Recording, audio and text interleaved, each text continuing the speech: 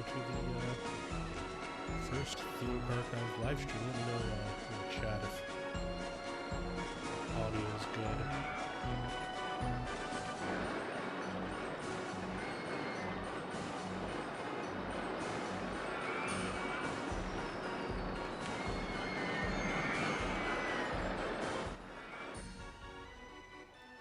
There, that'll be a little bit friendlier mix. All right. Hey, Fadolin, welcome. So we're going to be playing some Roller Coaster Tycoon. We're going to start with the.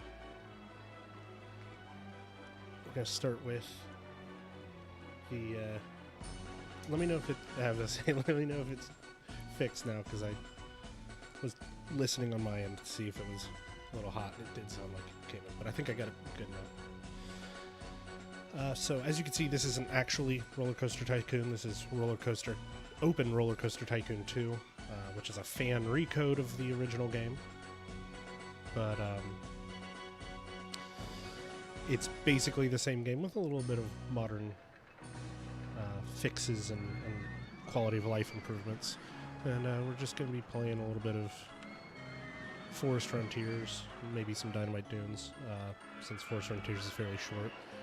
As you can see, I've played some of these scenarios already since putting in OpenRC22, but I've got literally all of the DLCs, or the expansion packs as they were back in the day. So,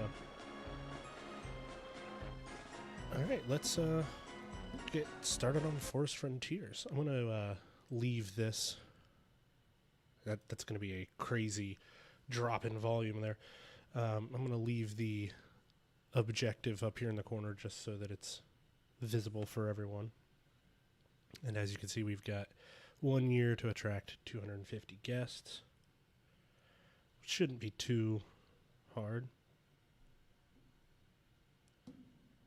Say hi in the chat if you're dropping in. And let's see. What do we want to build first? Let's start with a carousel. That's a classic, right? Oh, I forgot this. Sorry if this, if it keeps zooming in and out real crazy like that. That's, this mouse isn't exactly the highest quality. Hey, Holly, welcome. This mouse isn't the highest quality gaming mouse ever. Yeah, attracting 250 guests is actually pretty easy, so we're not going to be rushing too hard, so I'll have the chat open to keep an eye on. I forget that we got to open this park. A lot of scenarios, it's already open for you, but this one, it's not. And let's see, what colors do we want? Fatal wants to know what makes a good flat ride. Are you talking about in real life or in the game? Because those are two wildly different things. Let's do purple and pink. Why not?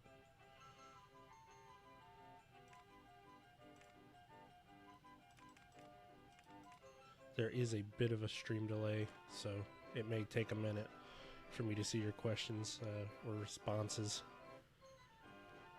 I'm going to presume you mean in the game. Oh, in real life. Okay, well, see, that's what I get for presuming. I mean, that's really going to be on, I think, the individual rider. Depends on what you like. Personally, I'm a big fan of a ride called the SNS Power Shot, if I remember correctly. Is actually what the brand name on that one is. In this game, it is called the Launched Freefall.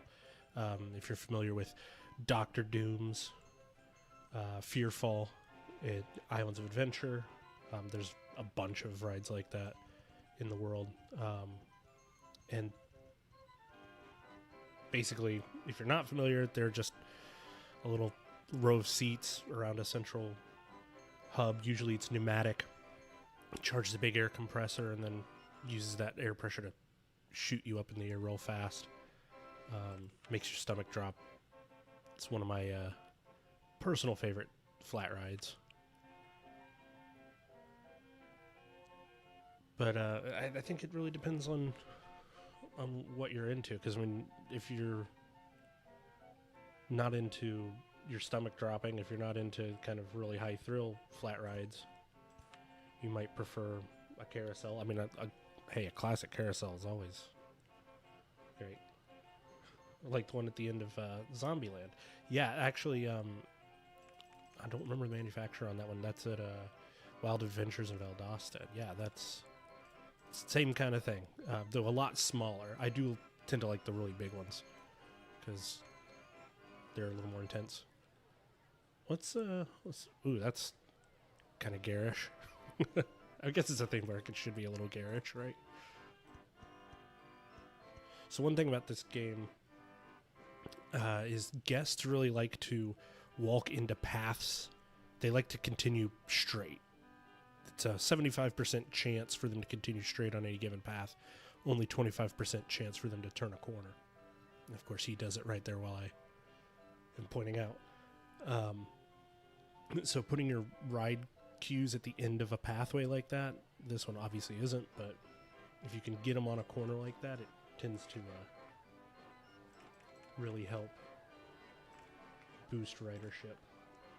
I don't have any mods or anything turned on for this, though their OpenRC2 has a ton of mods. It's part of the reason why it was made, was to open it up to make it easier for modding and stuff like that, because the original games are written in assembly, which is just literally code language. They're really literally just written in code, and that makes them really hard on modern machines to do fun things like mods and custom scenario, or not custom scenarios, you can already do that in the game, but custom options. And right now I'm just putting in a few small rides. We don't have to don't have to attract too many. 250 is not that much, and each one of these will attract like 40. One roller coaster will attract like 100 people, so it won't take too much to get the scenario goal, but this is casual. We're not trying to speed run it. Though this game does, this version, part of what makes OpenRCT 2 cool is that they have an option where as soon as you satisfy the what makes a good flat ride in the game then, once you satisfy the requirements, it'll automatically end, which is good for speedrunners because they just try to get to whatever the requirements are as fast as possible. They don't have to sit until the end of year one or whatever. So in the game, the different flat rides, they all have... So yeah, this is actually worth going into if you're not super familiar with Roller Coaster Tycoon. Every ride has an excitement, intensity, and nausea rating. So these scores here. There's an algorithm. It's fairly complex, but it multiplies each of these values by some number, does a bit of math, and that sets how much you can charge for it. Excitement tends to be the one that you want to maximize because that's really what makes it attractive to people. Intensity also is attractive, but every guest, here's Lowell. Actually, we'll name him.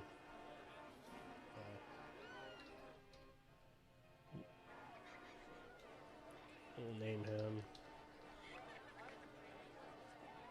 Try to make sure I spell it right. There you go. Now you're in the park. Every guest has a preferred ride intensity. So you see his is between 3 and 6, or yours now is between 3 and 6. And that says what ride they'll prefer to ride as far as the intensity score. The nausea tolerance just says how sick they'll get from riding different rides. And this number changes, so the more they ride, that top number will go up. Some are different. Let's see. So this one's just more than 4. So as long as the intensity is over 4, Heidi will really enjoy riding a particular ride. And as different... leaving. Wanted out that bad. Jeez.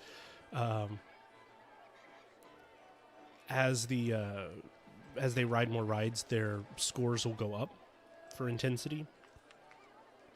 The happier they are, it's not a hard limit, so happiness and tiredness and stuff will affect whether they'll want to ride a ride. If they're happier and it's outside of their range, they're more likely to ride it. And that's basically the really kind of simple way of describing it. Let's do... Yeah, actually, that's kind of cool. Nope, not what I wanted.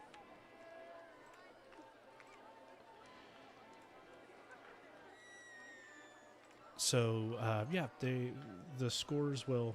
Unfortunately, Vadalin was not very happy on the left. At least you're actually still in the chat and not actually leaving the park. So Holly asks, your end goal is set by the game. Yes, so what we're doing here with scenario play, there is a purely creative mode, but what we're doing here in the scenarios, each scenario has an objective. So this is Forest Frontiers. Can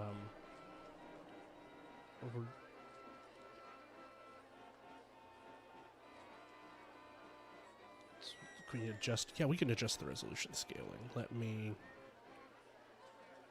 figure out where that actually is in here. Looks like some resolution scaling is a little low. It's probably under display, yeah? Yeah. That might be kind of...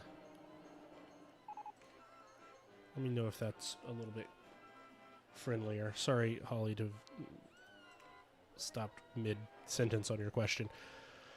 But wanted to get that to where people can actually see things. So yeah, your end goal is set by the game. Each scenario has an objective. This is the very first one, so it's on the very first game, so it's very simple, very easy.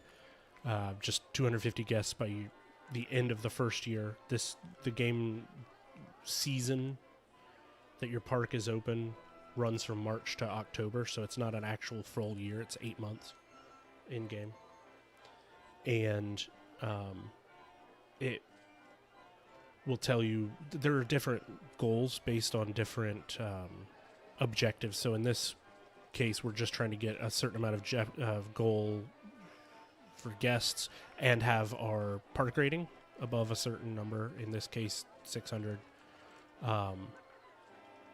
which we're already well above. Park rating's pretty easily as long as you're not messing things up too bad. Your park rating will be above 600. One thing that we can do here, and this is part of the reason why that guest that we were following left the park, I'm assuming, is because they were hungry. Guests lose energy, and if they can't eat anything, they will not regain energy. So we want to make sure they've got... Drink doesn't really matter, but it adds a little bit of income, and when they eat, they get thirsty, so helps with happiness, I think. I could be wrong on that.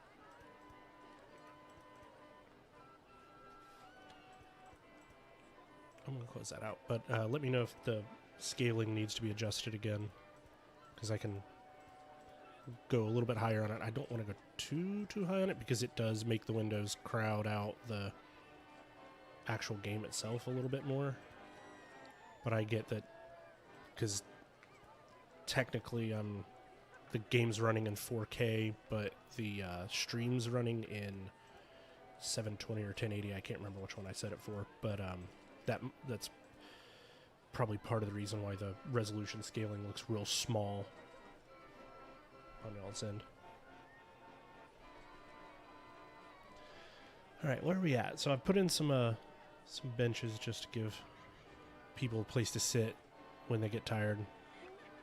I mean, I kind of went a little bit overboard with it. But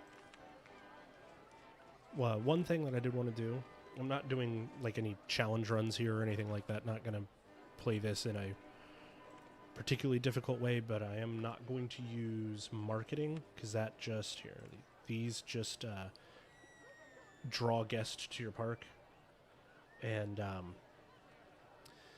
they're kind of broken. Literally, we could hit the 250 gold just by activating all these and leaving it sit. Like it's they generate a fixed number of guests per. Whoops, that's not where we want that to go. They generate a fixed number of guests per campaign, so that they're not a cheat because they're part of the actual base game, but they make things a little too easy. So I'm gonna try not to use those, at least on these early scenarios, and also not going to.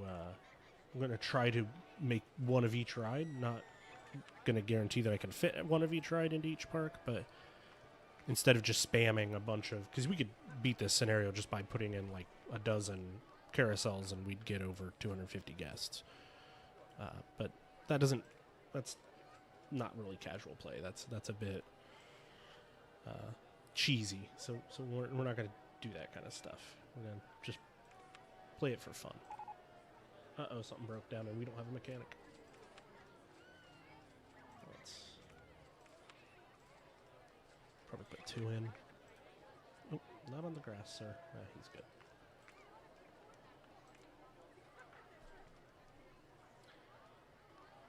Faded One wants to know, do you start the scenario with a preset amount of money? You do. So in this one, you start with 10,000. The units are...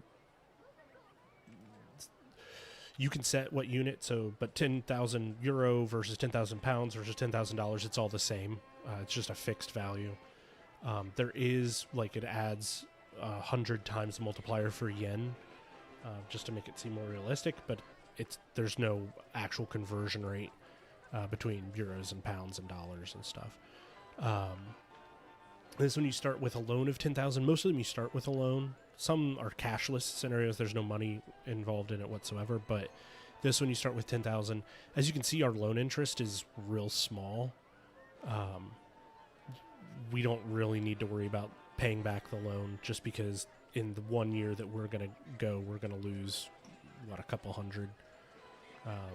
It's not really worth taking the time or energy to... I mean, if we make a ton of money, we can always pay it back just as a goof. But it's not a requirement. Gotta have a Ferris wheel. Where should we put the Ferris wheel? I kind of want to put it over here because I like it as something you can see from the entrance, but I've been kind of purposely building around the outsides, and I was going to put a little roller coaster here in the middle.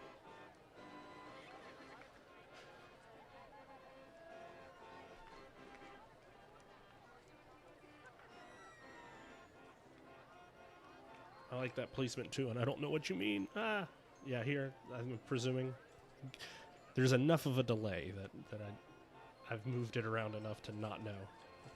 I'm going to put it there.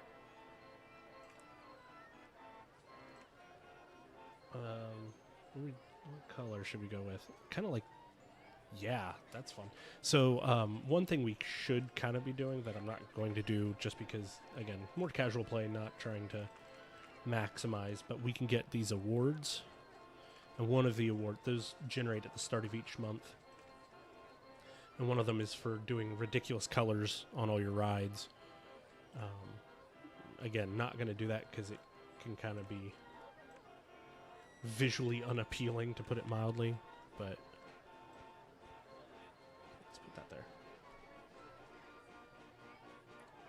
Does the game suggest how you spend or what you build, or even where you place rides and such? So,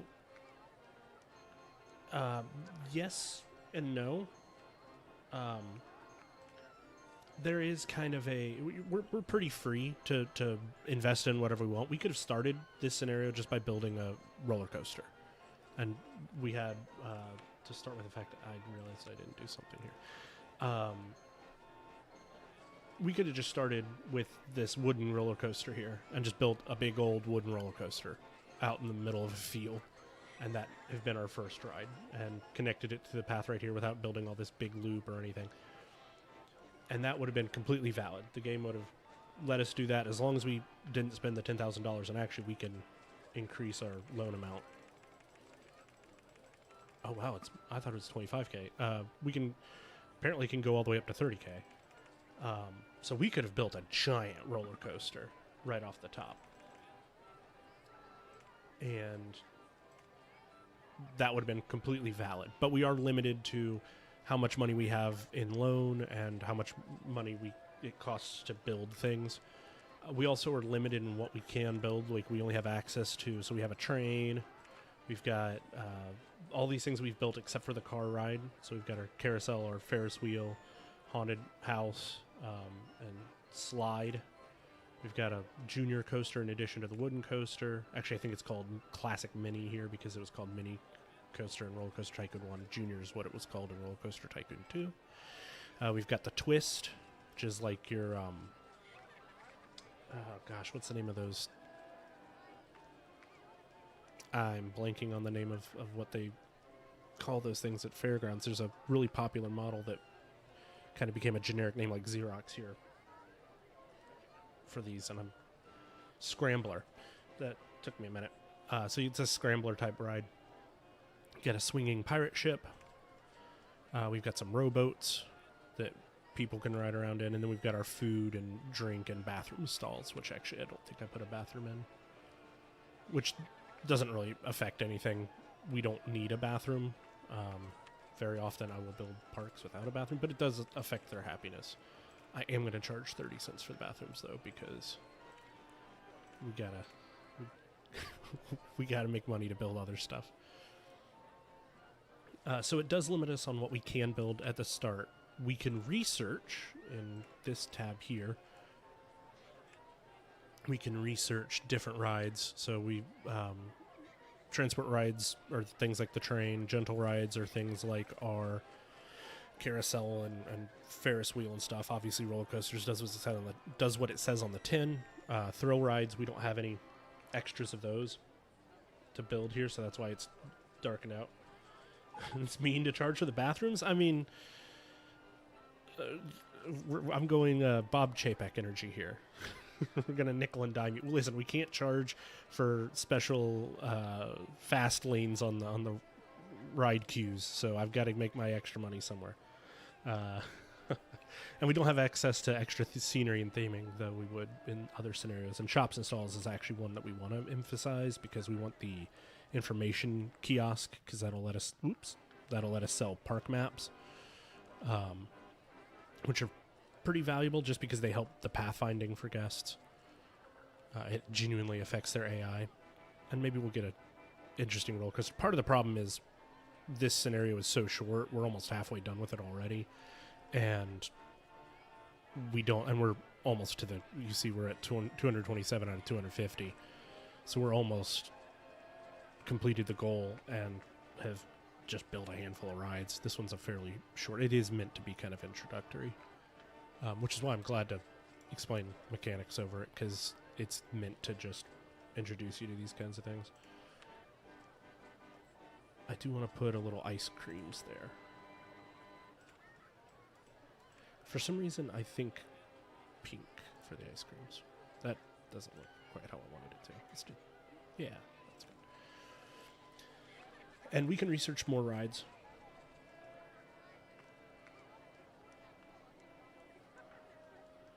In case we need a lot of drink stands to go with the turlet. Yeah, I agree. We have one, and we'll probably put a second one in over here, or probably over here once we start to fill in the park a bit. One thing is these guys, their pathing, the way that they figure out where to go in the park is not very good. They're very simple. I mean, this game was made in 1999. Well, actually, released in 99. It was made before that, so, and meant to run on potato computers of the time. So they're not particularly highly advanced at figuring out where to go, so they get lost pretty easy. So building loops is highly advised because they'll get lost. They tend to avoid dead ends, but that doesn't stop them from getting lost down them if you build goofy paths. I think it's time we actually build something to match the name of the game. Here, I'm going to move this over here just so they're not right in the middle of everything.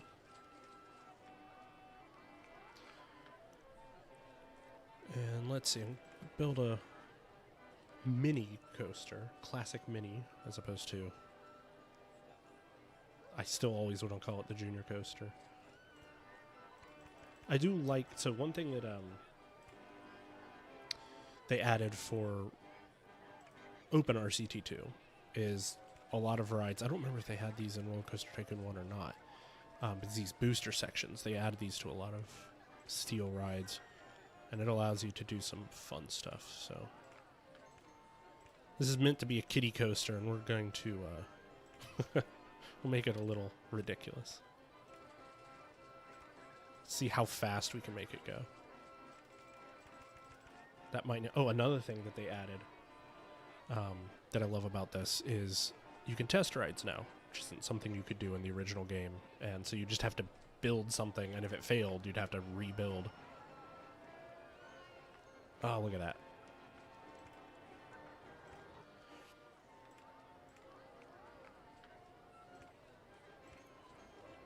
Alright, let's see. That's going to be maximum height, I believe. I don't know if he'll actually be able to get up there, but we'll see. Yeah, it should be fine. If it's not, we can always cut it back. So we're going to take what should be the most gentle, basic kiddie coaster and turn it into a speed machine. Get it max speed on the boosters at maximum height. We could build higher by building the ground up, but I'm not going to go too extreme here.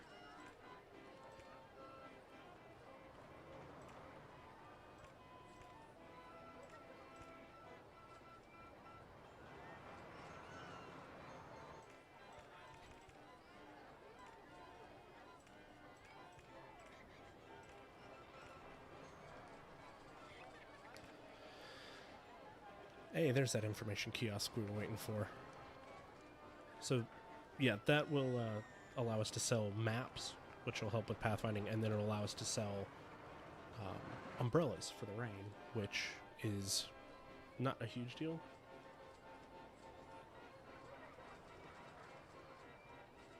So, Fatal wants to know, does the game keep track of what the ride is supposed to be versus what you make it? In other words, will it punish you for making a kiddie coaster super extreme, or as long as guests like it, doesn't care? So, the way the game calculates... So, remember those excitement, intensity, and nausea stats we were looking at? Here, if I pull up this, here, these statistics, every ride will calculate these, especially roller coasters will calculate these. It doesn't care if you do really high values for something that isn't meant to have high values. So making a kiddie coaster that has really high speed won't hurt us per se, but what it will do is if we put in, for example, if I put in an unbanked turn here like this, so now it's going really fast and then just goes around a really tight corner with no banking, that would make it'll make the lateral G's really high, and that'll make people, it'll hurt people, so it will punish us for that, and people won't want to ride it if we make it really extreme. So there is a certain, like, we can make it very intense for what it is, but if we go a little too crazy with it, it will punish you for going to certain extremes. But the game's pretty forgiving. It's pretty lax. We don't have to actually worry about it too much, especially this coaster type's pretty forgiving. It's not super punishing if you go too hard on it. I'm gonna put, one thing that's I learned this fairly recently. I've been playing this game since it came out. when I was a kid, and I only have recently learned that there is a value to putting your entrance halfway along the track of the station of the train, because it helps it load quicker. And I can't believe that that never occurred to me in all the years of playing this. And when I found that out, I was like, how did I not realize that?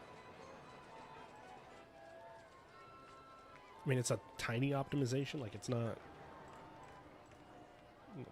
that big of a deal. You can put it pretty much anywhere you want.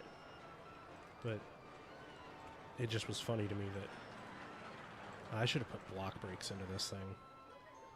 It doesn't really matter. We're not worried about throughput. We're not trying to maximize. So there you go.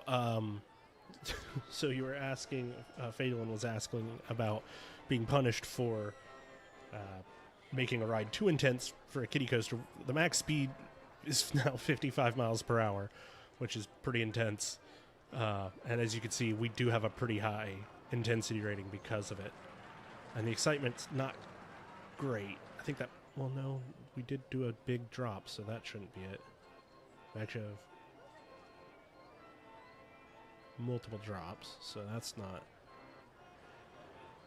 So that is, I don't think that's had any of the like negative multipliers applied to it. I think that is just the stats of this ride. We're gonna open it anyway. Again, we're already over the oh geez, part of the that intensity is almost certainly coming from the negative, those really high negative G's going over this little hill at 50 miles per hour. A ton of airtime for what it is. And we might not get a ton of riders. I'm not that worried about it. Again, we can increase our loan real high on this particular scenario. I never put in that information kiosk. There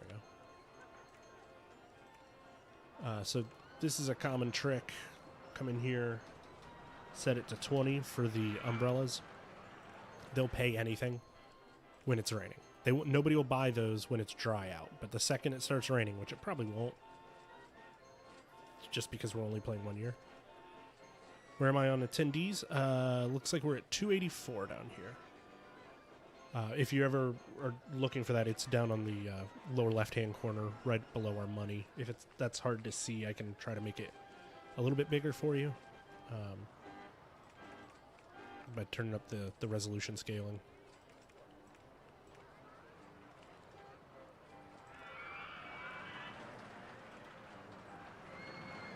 But yeah, we're over the goal, so now we just have to keep our park rating above 600 until the end of October, and we're at 19th of July, so just a few more months. And we can actually, since we're kind of above everything what we needed to be, we can fast forward and just speed up time. It'll go by quicker and get us to the end of the scenario quicker.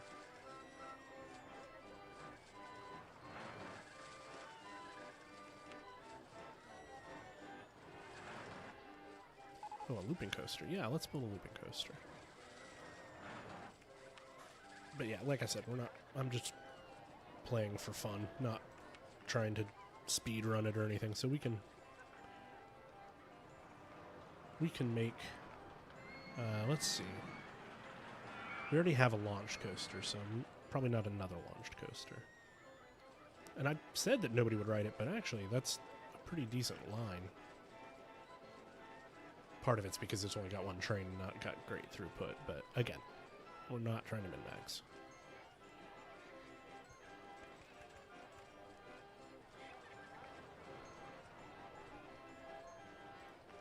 So this looping coaster, I think we'll do a more traditional. It only has loops. It doesn't have more advanced inversions. So you can't do too crazy of stuff with it. Tends to just be, oh, gotta increase the loan amount.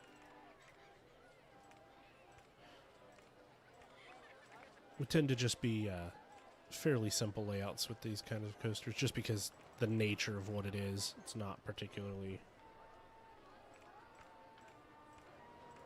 advanced.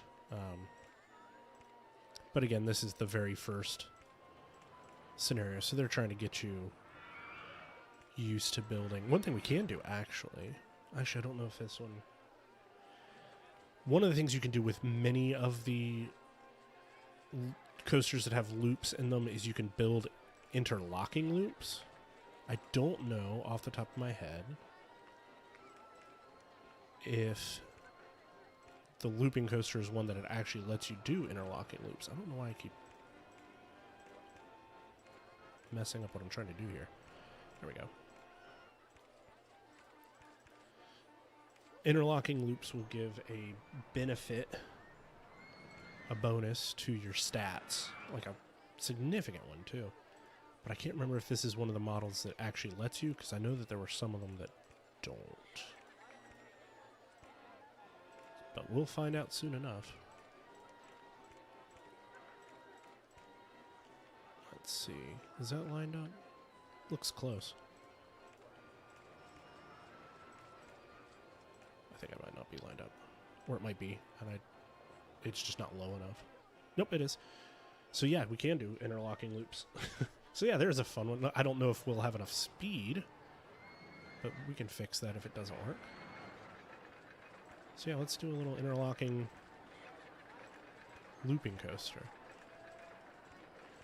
Man, the default chain lift speed is glacially slow on all these coasters. There's a lot of quality of life things in OpenRCT2 that it lets you do. One of the things I wish it let you do was have a better default speed. Okay, that's fine, and it should make the second one since there's extra drop there. Yeah, cool. Actually, let's put a little, like, bunny hill section out here. Again, make people sick, but I don't care. I would want mine to have bunny hills. Okay, we're going to have to delete the last. There we go. That's fairly clean.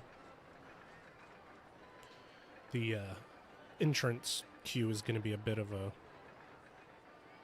maze, but it'll be fine. Let's get it back to actually testing real mode. Again, only going to be one train, so the throughput's going to be kind of terrible. But this scenario, we've already beat this scenario and then some, so I'm not worrying about optimizing rides too heavily.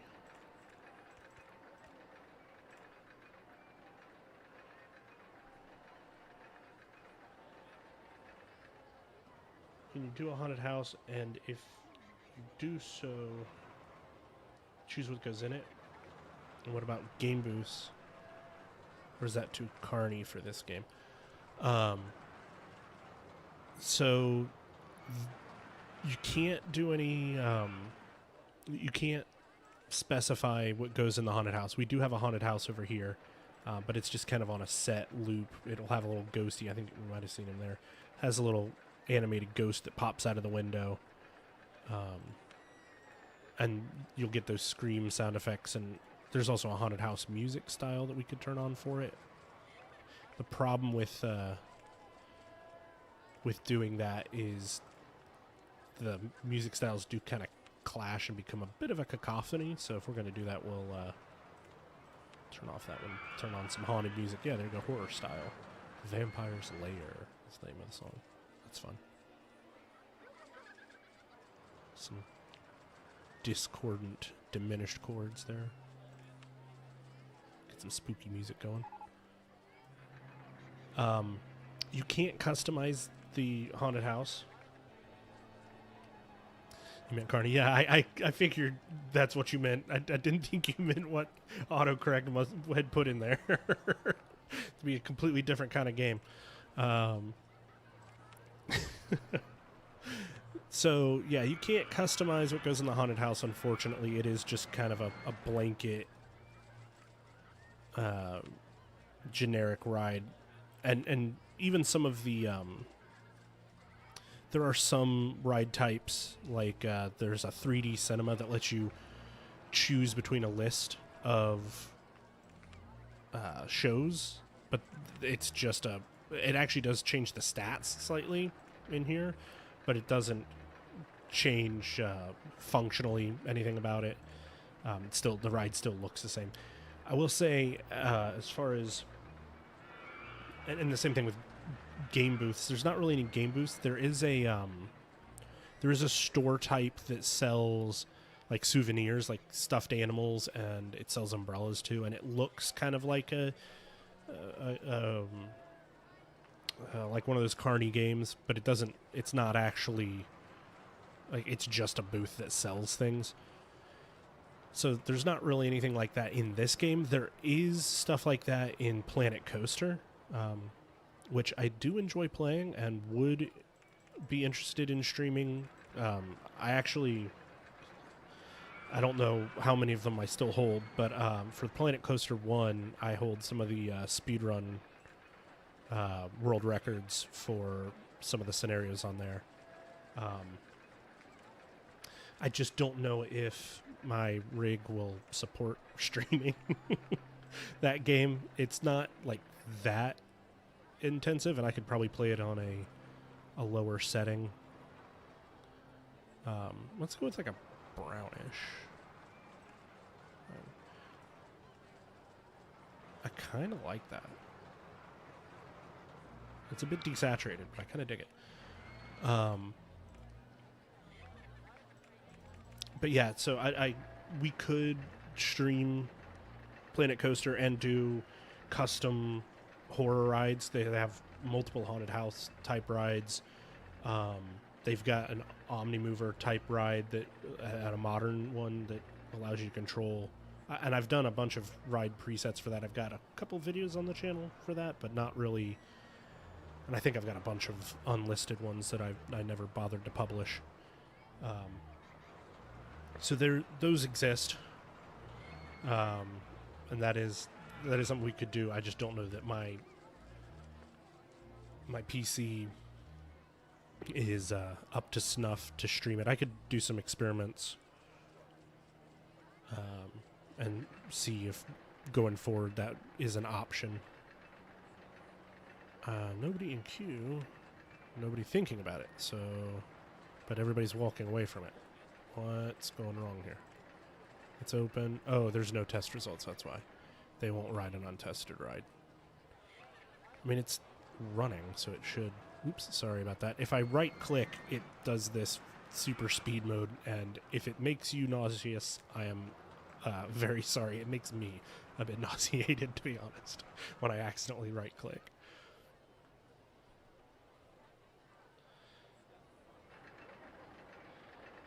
Fatal and Planet Coaster would be fun. I agree. It would be a ton of fun. It wouldn't be... I mean, I could do the scenarios on that one. Some of them take forever. And that's actually one of the problems with that game as a speedrun game, is there's really... The fastest that you could do... I have speedruns that haven't been submitted for that game, that I've never been satisfied with how long they take. So the fastest I've been able to do, it's called Chief Beef Raceway. It's a Mediterranean village racing, go-kart themed zone. And it is a fun scenario casually, and it kicked my butt real hard trying to find a speedway to run it fast, and it just, I think the best I've managed was just under 30 minutes, and it's like, well, one single, what would be considered an IL, an individual level speed run of half an hour doesn't really feel like it's very much of a speed run. You know, that's a bit of an investment, and it's just because of how the victory conditions are constructed for that game. Release the speedrun cut. Nah, that one, if I could, it's not just that one. I've tried a couple others from that level. There is a hard shelf. The first few scenarios are not too bad. Some of them, I think the fastest one for the very first level, not which I don't hold, I don't even know if I'm still ranked on that one, is like under 30 seconds. It's insane. You literally just open it, put down a pre-built, delete some stuff, and position the camera away so that it speeds up the runtime of the game, because that's part of the problem with it, is if you've got characters running around animating, it eats resources and slows the game down. So it's just not a really great, unfortunately, not a great speed game. I've thought about learning the speed run for this game, but again, that's not what we're here for today. We're just gonna play casually. But yeah, Planet Coaster would be fun, but I think it would, and we could do the scenarios, but they tend to take a while, and I think most people who play that game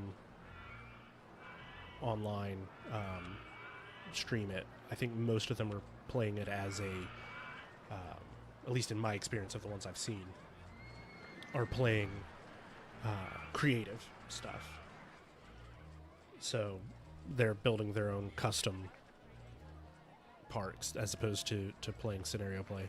And I like scenario play, especially for a game like this, because it gives the audience something that they can latch onto. It gives us a goal to try to reach. It gives us something that we're actively doing rather than just, I mean, playing creative stuff is fun, showing off creative stuff in that game is fun. I very much enjoy it, but I don't know if it's great stream fodder. If there's demand for it, I'd love to play it, but again, also dependent on whether or not my rig could handle it plus streaming, because it's a few years old. It's not ancient or anything, but it's not the newest rig. Oh yeah, we're gonna crank this to the max. This is another thing OpenRCT 2 changed, where they let you just really get a ton of people in the maze.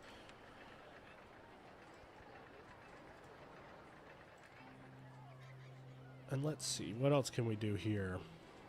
I've been sleeping on, I've been chatting and not paying attention to what we've researched.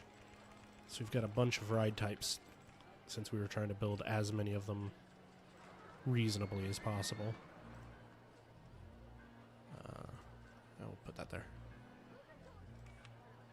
I do like these, we were talking about preferred types of flat rides before. I do like these kind of observation towers, these rotating towers that let you check out the park surrounding you.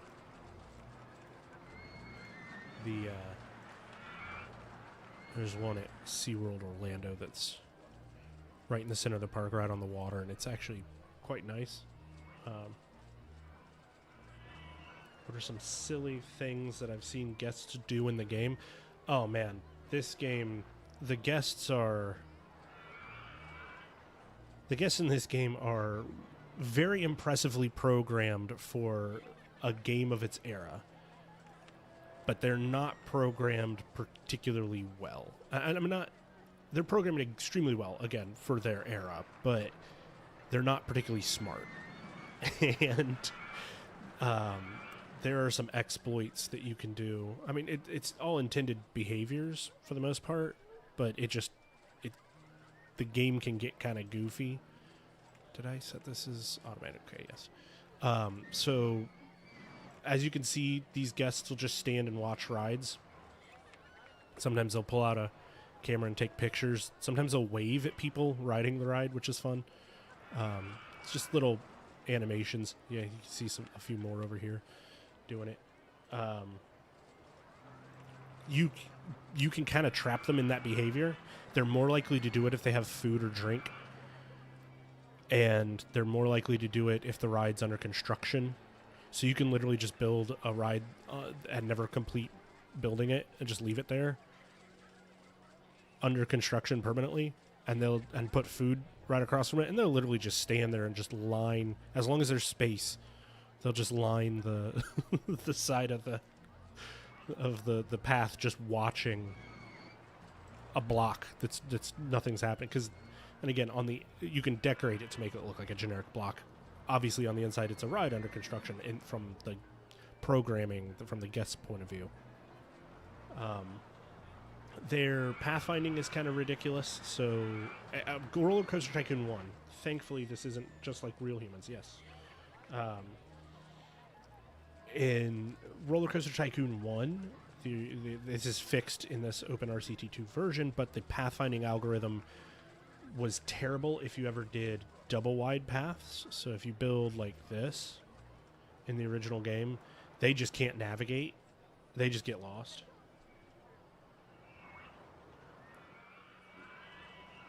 Laughing at just picturing a bunch of people just staring at a wall. I mean, yeah, we can actually...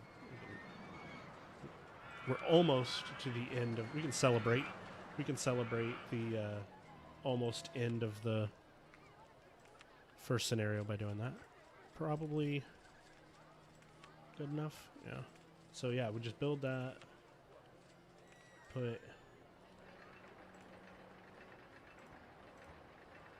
So I'm not going to be able to get walls on this side of it because of the maze. This wasn't the best positioning. Holly, can I do a Doctor Doom type ride? Not in this scenario. I don't, because we don't have access to any research for more thrill rides other than the ones that it has at the start.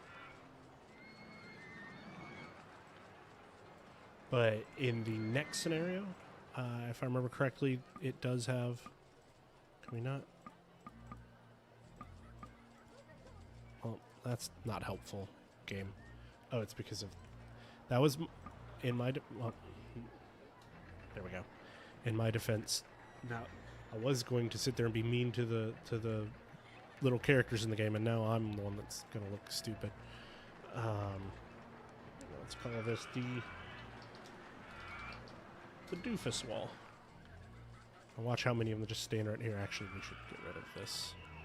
Because the way that pathing works, they will all... Oh, no, we got one escaped onto the grass. We'll never get him back.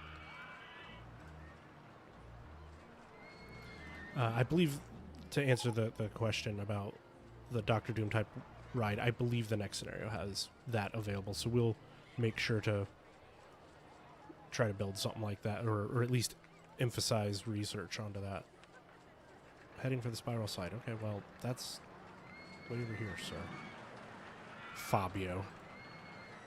Oh, he checked his map there. I don't know if you could see the animation there because it was kind of quick. And of course, they're gonna make a liar out of me because they're not gonna stand here and stare at the thing. And we've got 1 day left in game.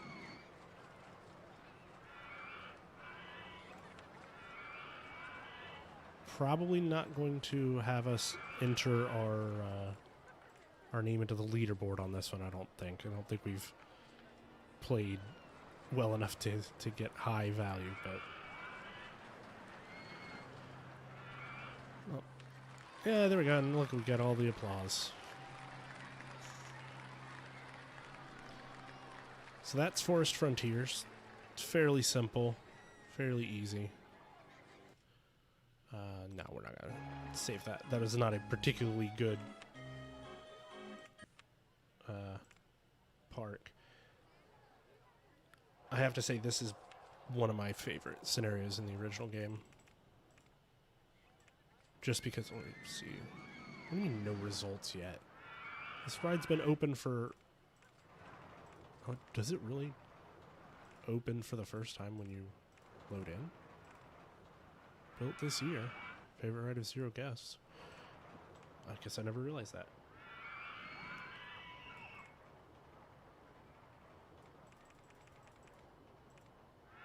But it already has guests on it. Which is odd. Oh, we should also drop this down to 10 minutes. And no minimum wait. I think $10 is what I usually set this at. I tend to set things at round numbers just for ease of use, but you can get much more granular than that. So we wanted to research thrill rides because we want to get the launched free fall as soon as possible.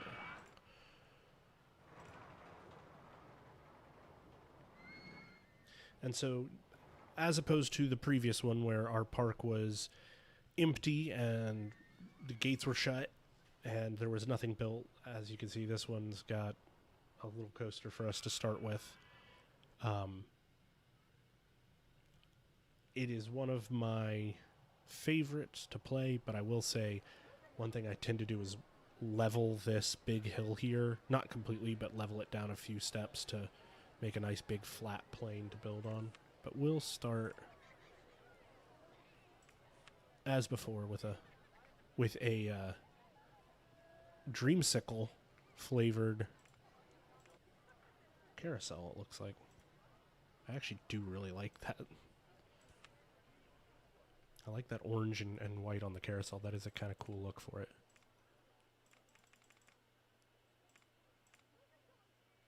Oh, and this is another thing we can do. We can actually adjust. So one of the things with not every flat ride, but certain rides like this, we can adjust how long it goes. So we can increase the number of rotations, and that'll increase the stats for it, which will make it. But it obviously, in increasing the number of rotations, that increases how long the ride takes, so it lowers our throughput. So there is a kind of balance, but it means we can charge more because it's more exciting to ride. So there is a balance to be found there.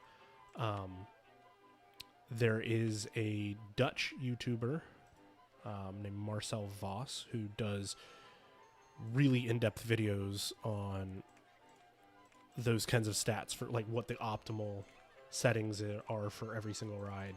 And if you fall down a rabbit hole of being really nerdy about this game, he makes some really great videos. And some very funny ones, too. Highly recommend.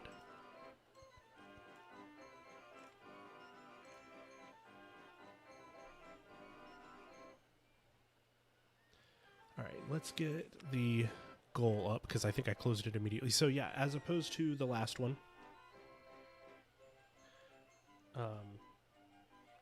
as for the last one, we had 250 guests in 1 year.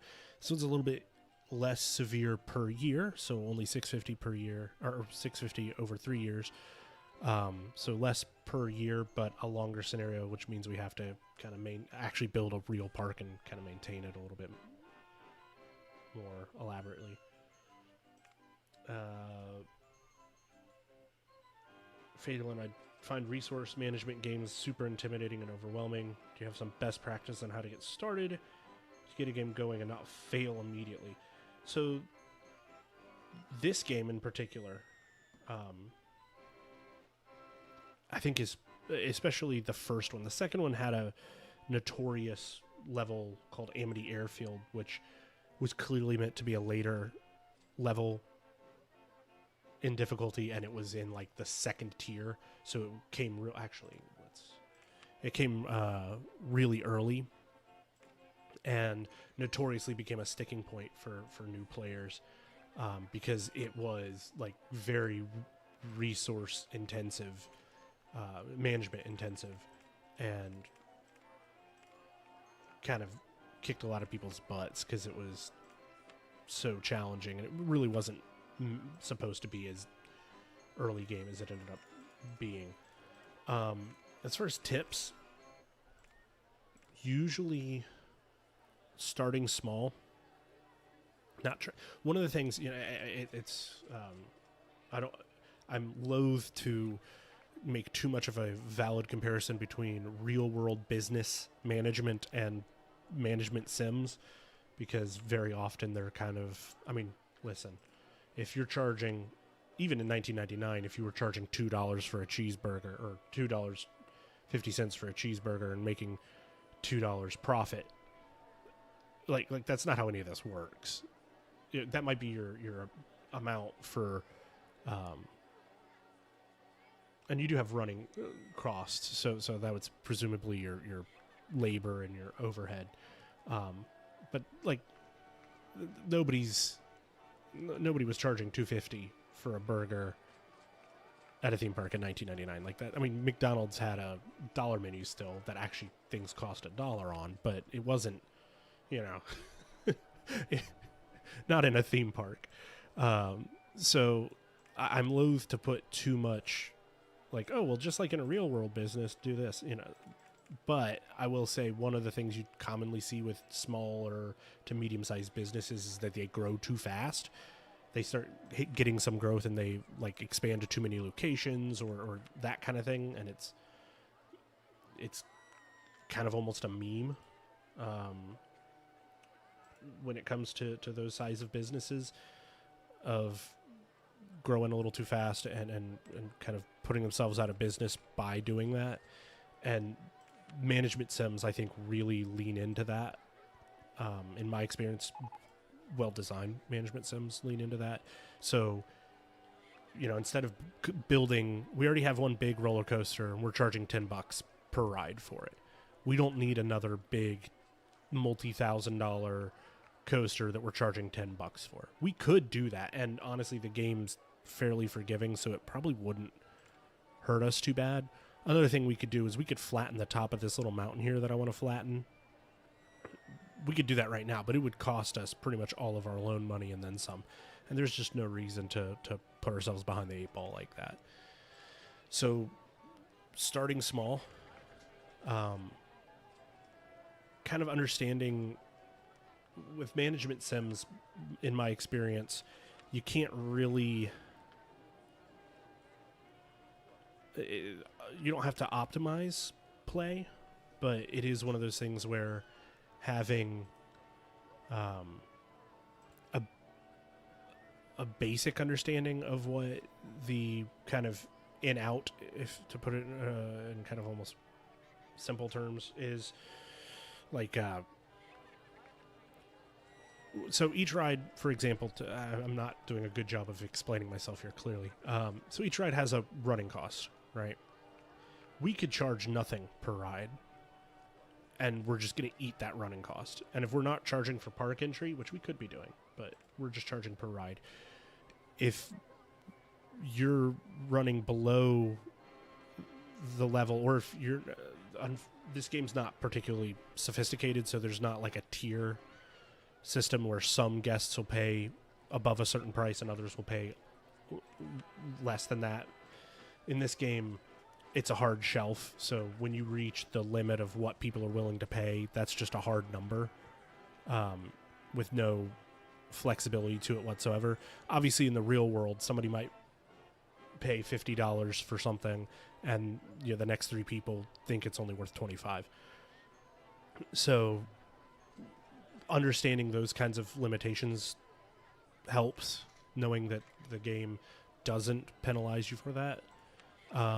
Means that you can, charge a hard amount for something. For example, you can charge $20 for the umbrellas when it rains.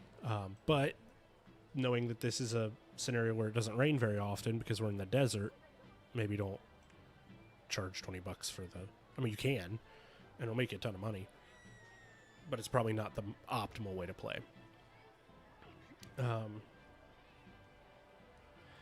And again, just getting started, kind of making sense of what the actually, let's go with dark water. Yeah, I like that. Kind of making sense of what the game wants out of you, I think, is usually the hardest part for me, learning a new management sim, because a lot of times if it's not well spelled out up front, it can be kind of frustrating, because it can, like, okay, what does the game want me to do in this scenario? And as long as the game's spelling that out pretty clearly, it's not too bad. But sometimes it can be kind of a bit of a challenge. Like, okay, I feel like I've got my prices right, and I'm not overcharging, I'm not undercharging, but people aren't going on the ride or whatever, like this this merry-go-round. If I built 5 merry-go-rounds in a row because I thought it'd look cool, and nobody's riding them, you're going to go out of business pretty quick because you're losing $50 a month on that. So, but this game, again, like I said, does a better job, I think, than a lot of games I've played at tutorializing that with these first kind of easier levels. It lets you make mistakes. It's a bit more forgiving. It does get a little bit more challenging later on, though. Does charging a lot impact guest satisfaction? No. So no. Guest satisfaction is a thing, but it's not really. So the satisfaction percent, I cannot remember how that is calculated, and that might actually be price based, but I don't think it has anything to do with I don't think it actually has anything to do with affordability, and if it does, it doesn't. I don't think it actually affects their happiness or anything like that. You can charge, like I was saying, $20 for a umbrella, and people will be happy with it in this game, as long as it's. That was a bad choice. As long as it's valid within their, like, what they're willing to pay price-wise. Where it can kind of come back to bite you is guests will leave if they run out of money. Roller Coaster Tycoon 2 solved that by adding a cash machine to the game that allowed guests to get more money out of the bank, literally just like an ATM, which is helpful because then they're less, as long as you build enough of those in your, I thought I did, apparently 3 wasn't enough. As long as you build enough of those, guests will never run out of money. In Roller Coaster Tycoon 1, it's a bit trickier because they can run out of money. And if they run out of money, they'll leave. And that's actually something that this scenario is kind of trying to teach you. And it should be demonstrable here in a minute. The guests will have a thought of, I'm running out of cash. And I think it's if they fall below $5, is when they start thinking that. And every second, there's a function that's called in their AI that if they don't have enough money, that will give them a certain random % chance to leave the park. And once they enter the leaving the park mode, there's nothing you can do to get them back. They just leave. So overcharging only hurts you insofar as once they're bled completely dry, they'll just leave.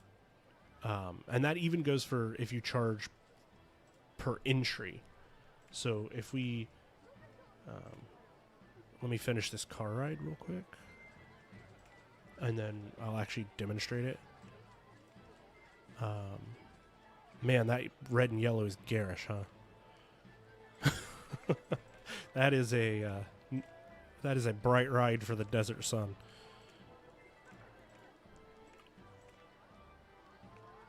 Let's see. Let me get the queue. Oh, I need underground view. There we go. Nope. Still not. Where's...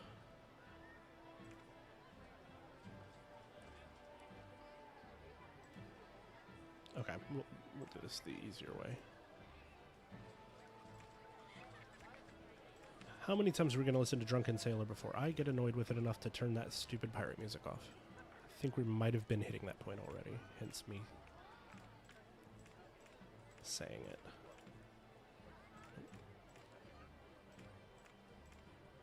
Actually, we'll put on, I think, either general style or summer style for this one, because I actually really like those themes. Oh. Yeah, there we go. Whew. Sometimes building underground like that can be a bit challenging. Okay. One trick you can do, again, it's a bit cheesy, but the way that the, it's a bit of a bug. The way that the car ride calculates its excitement is by how long the ride is. And if you put this setting in here to make it wait for a really long time between cars, they'll get stuck. As you can see, these ones back here are stuck outside the station. Well, if they sit there long enough, as they sit there, they keep accruing length. And the ride length is actually part of the calculus that goes into how exciting the ride is. So you can make the ride way more exciting than it would normally be just by making it sit and take a really long time. And then you just turn this off, and they'll just cycle faster, but the stats stay calculated the way they are, and it kind of, it's a cheesy way to make the car ride more exciting than it actually is. We're not going to do that, though. So back to what I was saying a bit ago about charging too much. Every guest that comes into the park has a base amount of money, and this ranges between 4 different values per park. I think it's between 6 and 100 on this one, but it might be between 50 and 90. We're about to find out.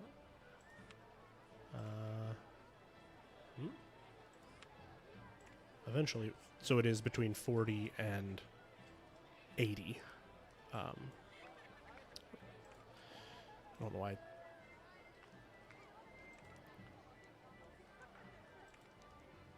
No. 40 and 70. My bad. So there's 4 different values they can spawn with. We could set the park entrance fee here to be $40. But every time that somebody came in with $40, they wouldn't be able to... I mean, even if we made all the rides free, they wouldn't be able to afford any food, and they'd have no money. So every second, they'd be tempted, if you will, to leave. And since our goal is to retain a certain amount of guests, that actually would hurt us rather than help us. So we could, that kind of maximum extraction strategy in the short term would probably help us raise a bunch of cash and build bigger rides faster. But it won't actually... apparently I didn't build a path here. There we go. But it wouldn't help us long term, because it would end up with people just not wanting to stick around. So there is a... I can't believe I forgot to turn that off. There is a harm to doing that if you're charging for the park entrance. And again, charging per ride is also, like... You'll notice I'm not... Like, I could charge a lot more than $1.50 for the merry-go-round, especially when it's new. But there's no benefit to doing that too aggressively, because we do want to retain at least some number. And the guest generation, the rate at which they spawn out here at the edge of the map, it's a random chance, but it's based on how appealing our park is and how many people we already have in the park, and a bunch of other stuff that's pretty complex and not worth like getting too deep into the weeds on. But the short version just is, like, if we drain people too fast, they'll leave too fast, and we'll never... Even if we have a bunch of rides, even if the park is really appealing, they may not want to stick around long enough, because we've kind of over extracted them.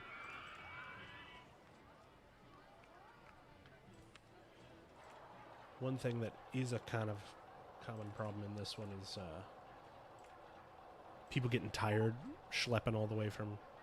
Yeah, I know they can't reach the entrance of Fry Shop. I haven't built the path yet. Game is a little over-eager. Hey, we have received an award for being the tidiest park in the country. So that will actually increase how fast guests spawn for the next several months, because it'll hang around for 4 months.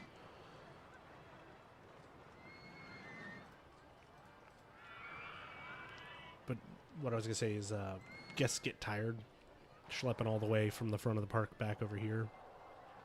So I have found in the past building some food back here kind of helps.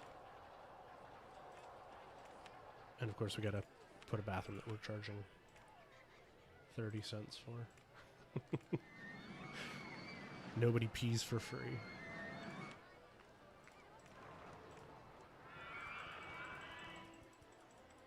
And we don't need these. And we could also put some theming in on this one. We didn't really decorate the previous park very much. We put a bunch of cactuses in this one. Like these. In fact, let's actually... Okay. I threatened to do it earlier. I'm doing it now. Let's... Summer style is fun. Nope. Nope. There we go. Gotta get Drunken Sailor off, though. I've heard it a few too many times. And I do like summer style. It's a pretty song.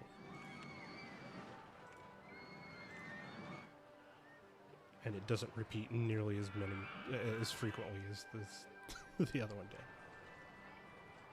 So, since we're kind of out of new things to build, I mean, we could build a log flume, but I kind of want to save it till we've flattened this top out. And we could save up for a bigger roller coaster rather than spinning it all right now. What does theming impact in terms of stats? A few things, actually. So, one thing that it can do is that award we got for Tidiest Park. We can get an award for having good theming in our park.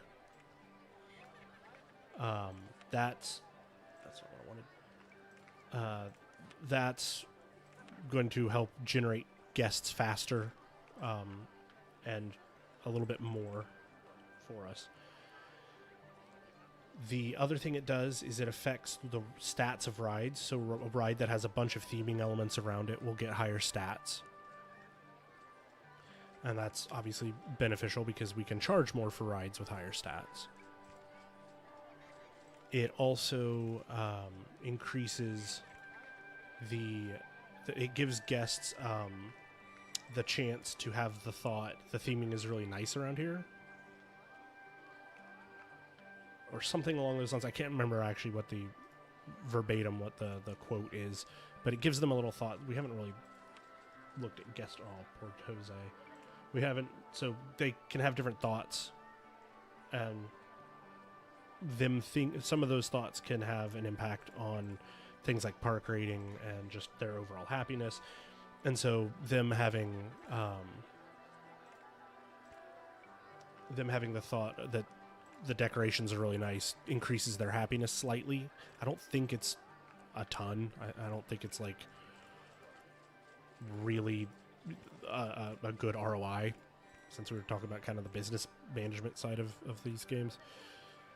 I don't think it's necessarily like that's how you're going to really get a ton of improvement in your park, but it does have a small impact. Mostly where it has a high impact is on the stats for especially things like coasters.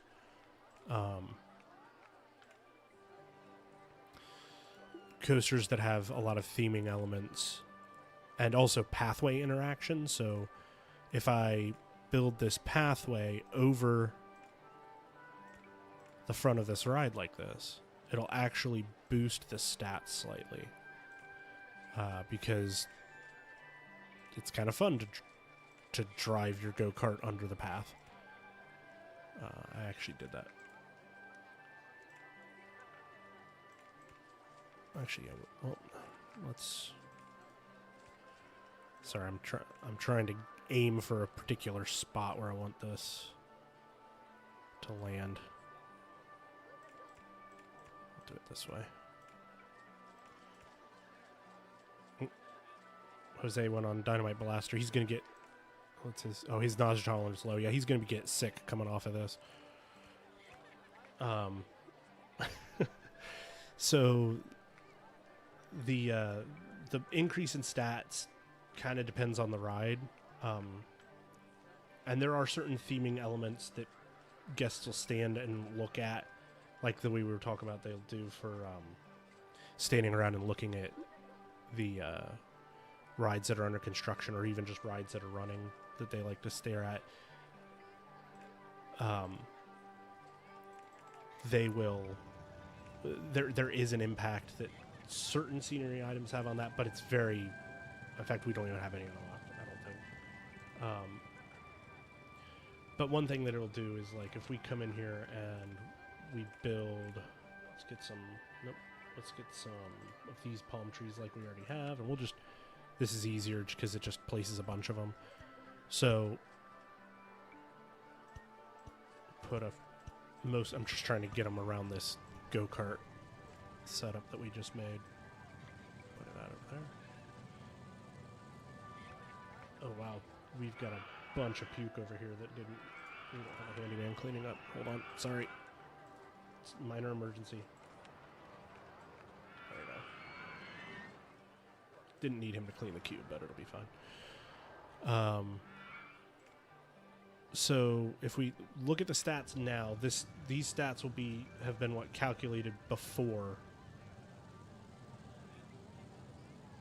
we put in all those trees. And if I double close and I delete and rebuild and then reopen, yeah, so no results yet. We had like 3.38. I might have to go back and look at the stream to see what actually it said. I think it was 3.38. Something like that. It should go up now. Probably not significantly. It probably won't be like 3.5. But we'll see. 3.85. So actually it went up by almost half a point. So just building these trees around the go-karts increase the excitement. It probably increased the intensity a little bit too. I didn't actually pay attention to what that number was. But it the scenery I mean, that's not half a point is not a tiny amount of increase. Like that's I mean, it's not like super significant, but especially for as short of a ride as this is, because the go-karts have terrible throughput.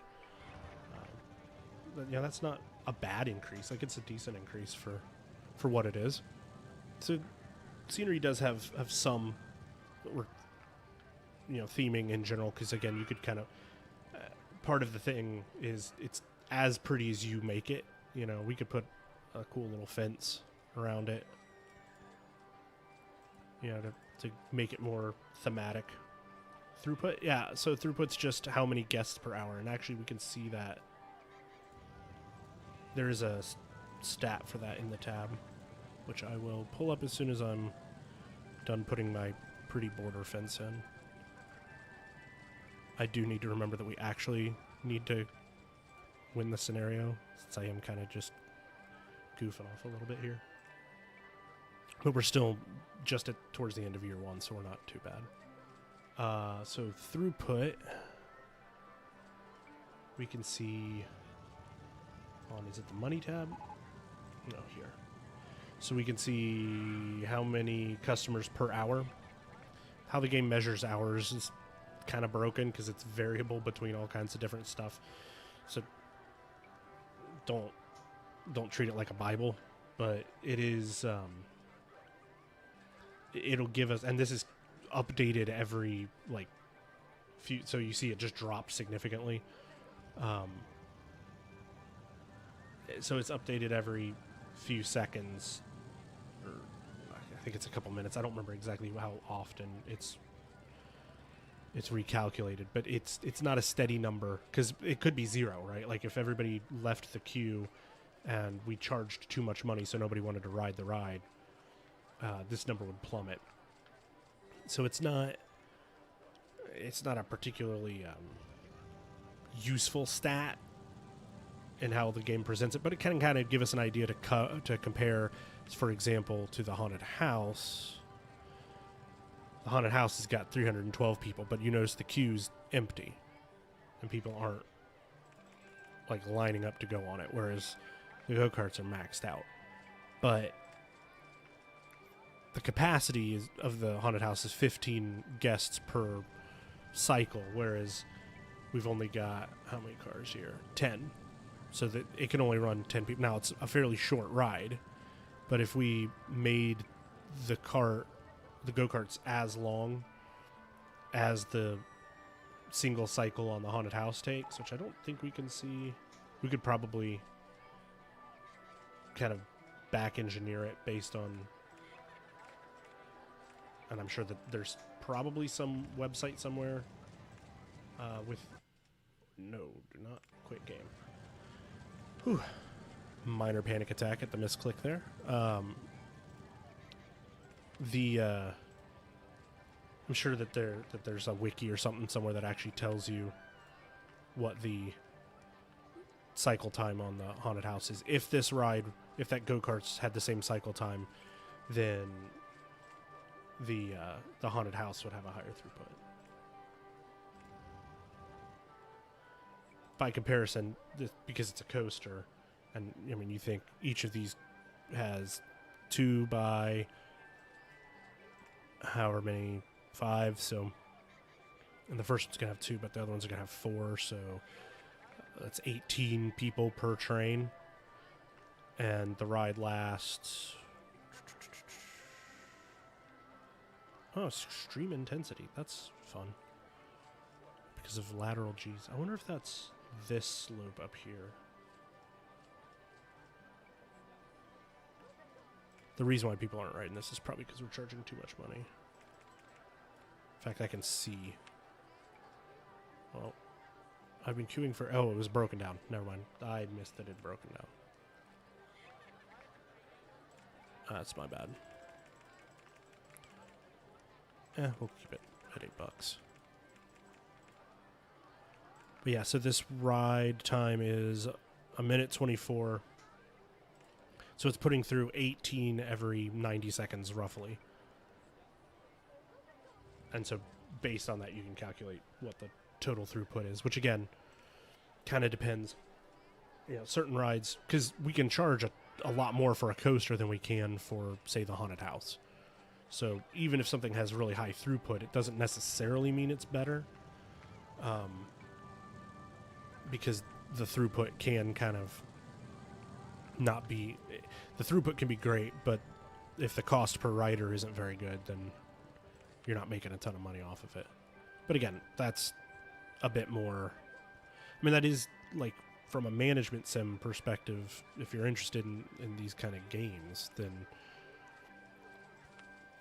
that's something that you can worry about, but that part of what makes this game fun, and games like it fun, is that you don't really need to do the math. The game will tell you in the window kind of roughly what you're doing financially. This is what I wanted.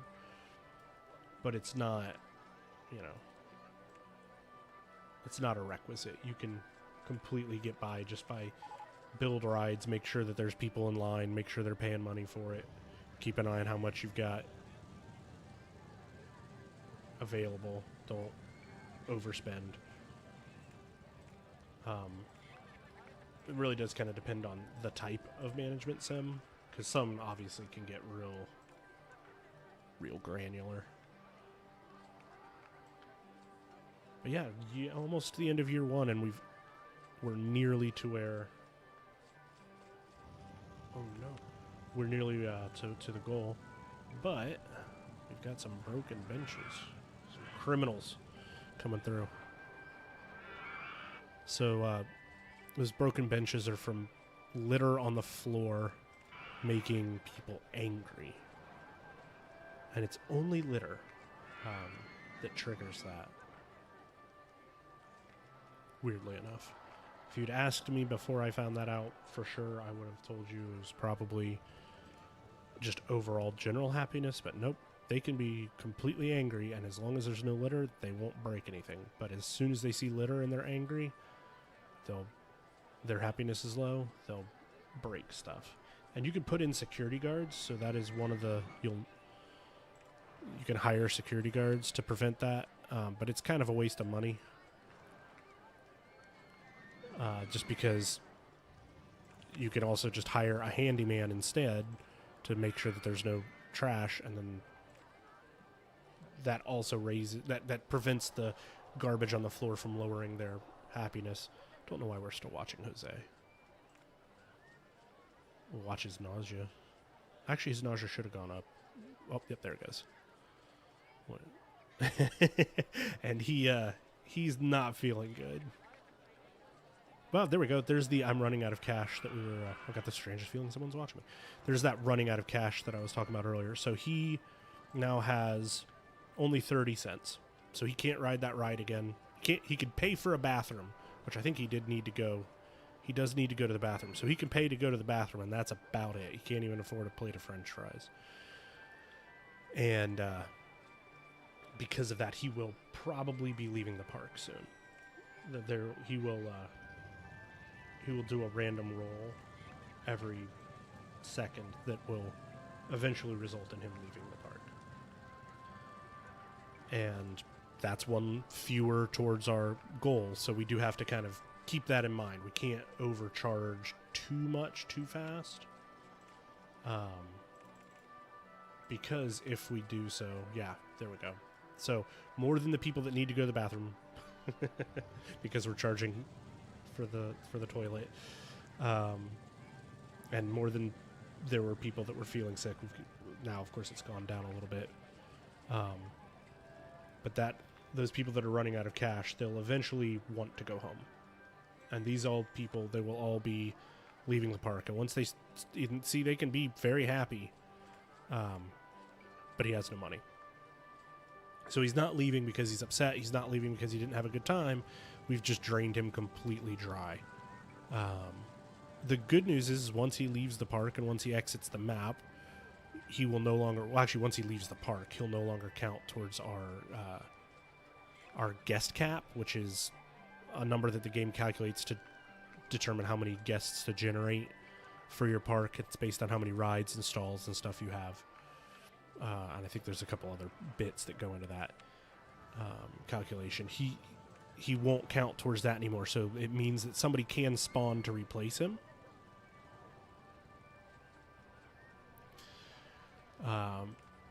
So we're not gonna really need to worry about him leaving, but it can become a problem if it's dozens and dozens of people. So would it be helpful to run an ad for this scenario? So just like that first one, we could run ads and hit the limit for this, hit that 650 pretty quickly. Part of the problem with running them right now, because it's only September of year 1, we got to go to October of year 3. If we did it right now, we would build up a bunch of people in the park, and then they'd not have enough rides to really keep them around. And so they'd eventually leave and we'd lose people total. Now, if we were charging for admission, it would, and even just them being in the park for the time that they will be, they'll be spending on rides. So we'll probably make our money back on an advertising campaign in a way that would likely benefit. Like it probably wouldn't hurt to do so, but it's not going to. Actually, I kind of like that. Let's do. It's kind of hideous, but I like it.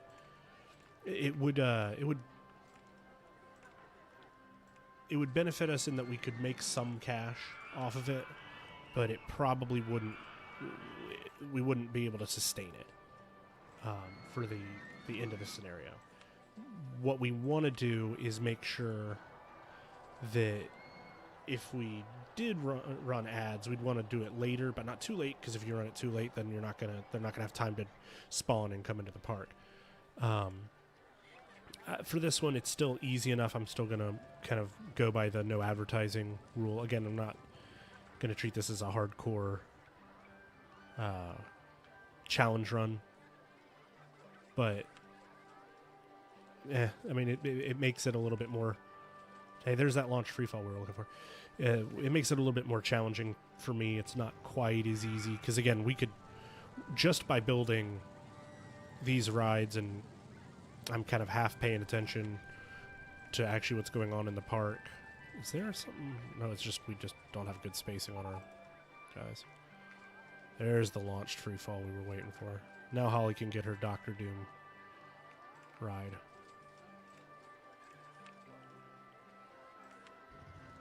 Let's see, where do we want to put it? I think I know where I want to put it. Let's do this. But, I mean, you could run an ad in this scenario and get pretty far along pretty quick. The ads are very overpowered in this game. They will always... As long as your park is well set up, especially if you're charging for entry, if you charge for park entry and you run an ad, it'll always pay for itself and then some. Like, it'll always generate a profit. So you will never run out of money if you're constantly running ads and charging a high rate. Oop, did not mean to close that. And charging a high rate for the park entrance. Now, that's not to say... that's not to say that it makes it fail safe, right? Like it's not to say that you can't still lose a scenario, because you totally can fail a scenario running advertising. But this one in particular is structured in such a way that it would make it. I mean, again, like I said, we're already at 500 basically, and not even at the end of the first year. And let's get Holio's. Let's see.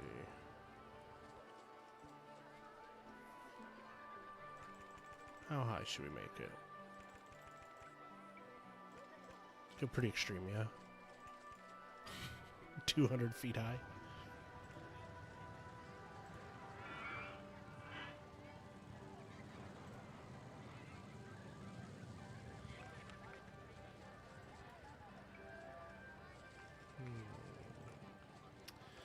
I don't know if that's going to be covered by a handyman, and I'm of course going to forget to check that. And then it's going to get covered in vomit, and oh, of course. It's going to get covered in vomit, and then I'm going to be like, why is everybody mad? Because there's vomit everywhere. And it's all going to be because I forgot to check that. All right, let's see if it's covered. It is covered. Cool. All right, we're going to crank this thing up to insane. Holio, if you're still around... Well, actually, first let's do this.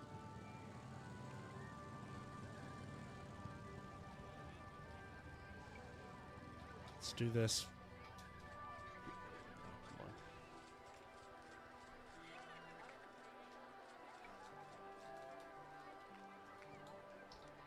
My keyboard is not in an optimal place for typing. Hey, there you are. Favorite color? Holio. Since you wanted your free fall ride.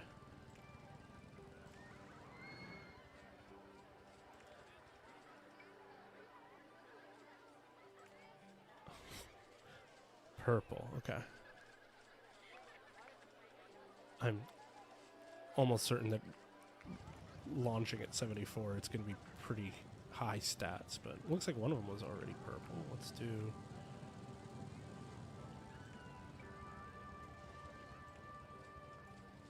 Periwinkle. There you go. There's your... and actually, let's put the abstract tends to show the color best. Okay, so we managed to avoid the extreme. I wasn't sure if it was going to hit extreme intensity or not. How much was that excitement? Yeah, we'll go 750 on this one. Easy enough.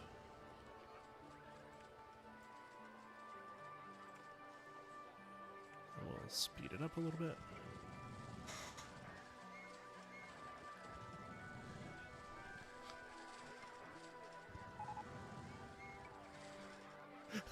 Of course, now because it's so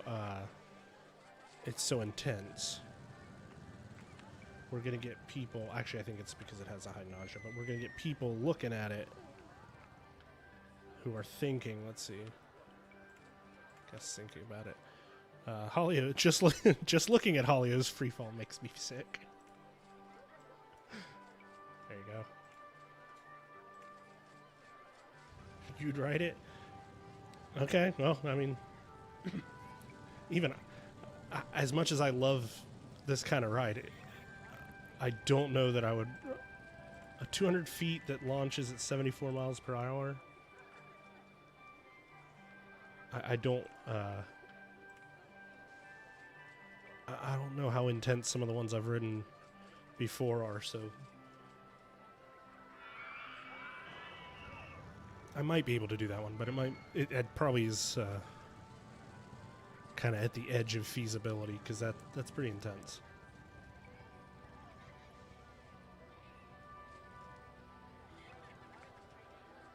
Alright, there was something I was going to do, and yes, I remember. I was coming in here to... Oh, and there as you see, we've exhausted all of the thrill rides. Guests are complaining about the disgusting state of our paths.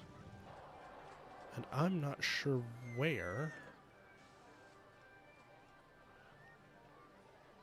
that warning is coming from, because I don't see a ton of litter anywhere on the ground. There's a semi-quick way to find out, which is... Path is disgusting. So it looks like it's by the entrance. Which I think this guy was by the entrance. And he should be covering that front part. So I don't understand why he's failing. But there is definitely a bad problem there, because dropped a guy and he's immediately... In fact, let's see. Is he trapped in a queue? Sometimes these guys get... Let's just free him. See if that helps that issue a little bit. Having the second guy cleaning there should also help. I'm actually surprised we don't have a overcrowding issue along here, because usually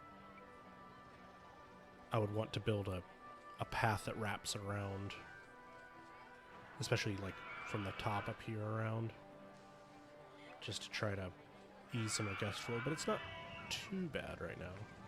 It's not good, but it's not too bad. We should lower the price on this, because nobody's riding it and everybody's checking their pockets.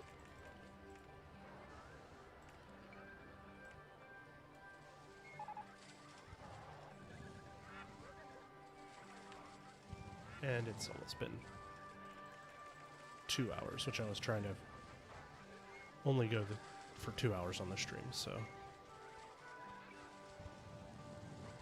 no need to drag this scenario out any longer than necessary when we're pretty close to beating it already. Clear this area out, put some more rides up here, and make sure that we get enough, because we're still a little shy, about 100 shy. And so this is the thing I was saying about that soft guest cap, because you notice we're kind of hovering around 550, and if I look at the stats here, you see we kind of plateaued. And that's going to largely be based on the fact that we've reached that guest cap. And this is where advertising would come in handy. Like if we didn't want to build any more rides, didn't have any money or something like that, we could... Well, we would need money to advertise, but if we didn't, we would run out of space for rides or something. We could totally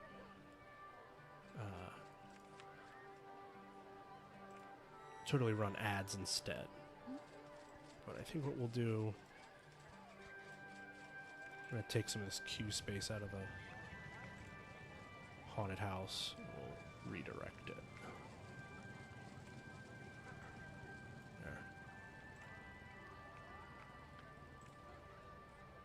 We'll fill out this nice little top section here, put a roller coaster, because we haven't built a single roller coaster. Well, I mean, we have the one that was pre-built, but we haven't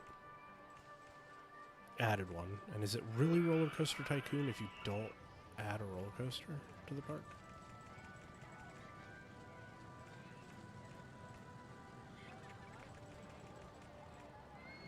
There we go.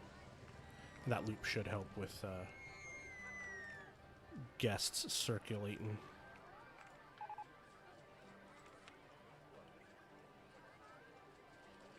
New suspended swinging coaster. That's not particularly one that I would want to build, but it's an option. One thing we could be doing is adding some trash cans that would help with some of this litter. I don't know if it was that, like that litter right there, that little piece of white trash is a cup, I think, from the drink stall. And those go away. Like, we literally have no trash cans in the park, so there's nowhere for people to throw those things away right now. And that really doesn't help the accumulation of garbage. So we'll... Actually, it's not a drink cup, because the drink cups are... or cans are red. So is it a burger stall? I don't rightly know what that is off the top of my head.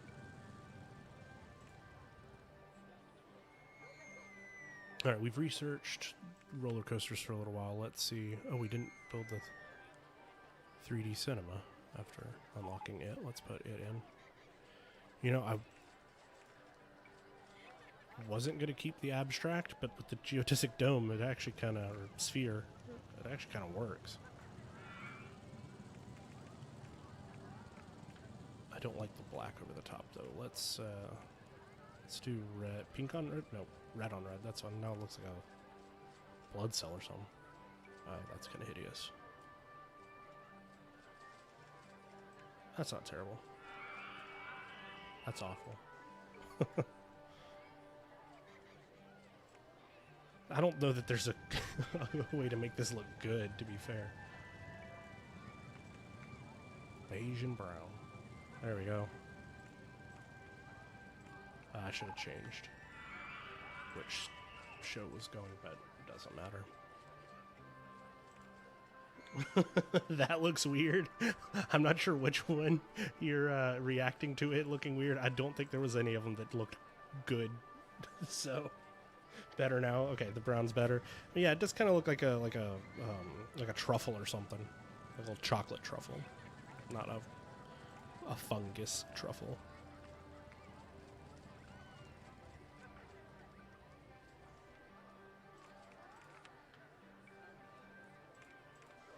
Let's see. Yeah, let's do a wooden coaster. We haven't done a wooden coaster. And I'm going to hate that abstract roof on it. In fact, I hate it so much. Let's do log cabin. Yeah, that kind of fits the mining theme that other coaster has. I don't think we have any scenery unlocked. And we're only in May of year 2, but let's see if we can generate some, if we can unlock the mine theming. We'll actually build up and decorate this coaster and kind of fast forward to the end of the scenario and call it there.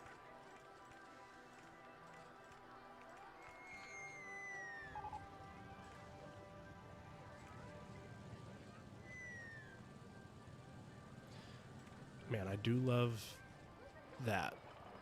I do love that, the testing ability. And that's something that Planet Coaster just came with out of the box. Like that they, Frontier, I think it's Frontier. That's right. That's who made that game. Am I having a minor stroke and forgetting actually who made that game? That was something they really did a great job. Because that game, its underlying mechanics are very, very similar to this. Oh yeah, that's great. Actually, let's add a water splash here. So the water splash slows the trains down a lot. So it's not a great element because we're going to lose a lot of speed. Man. Let's try.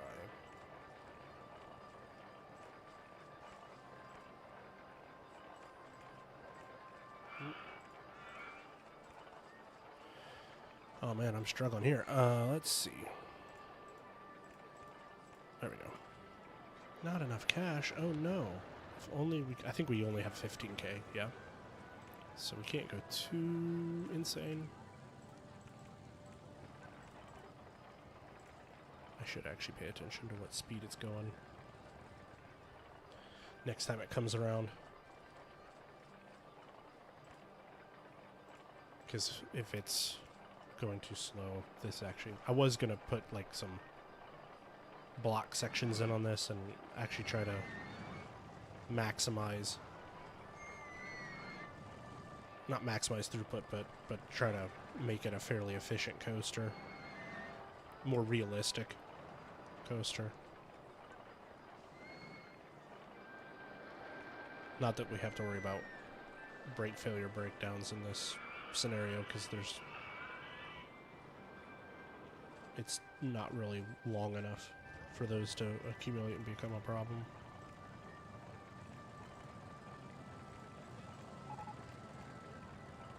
And a stand-up coaster is available. I still think the wooden coaster is more entertaining to build. Nope. Block brakes. We'll have to restart the sim.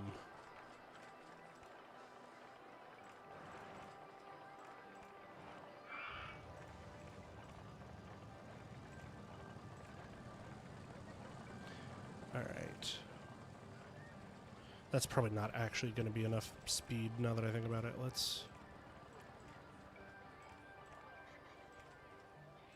We'll do some bunny hops.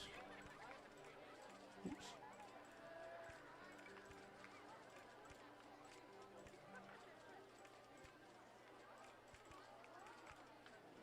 I pulled it up too soon. There we go. I will say this can get a bit visually noisy, so we can turn off support so you can see where I'm still building.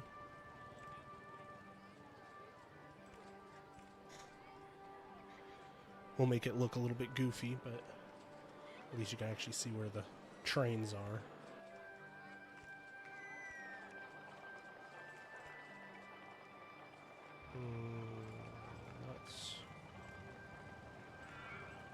Yeah, there we go.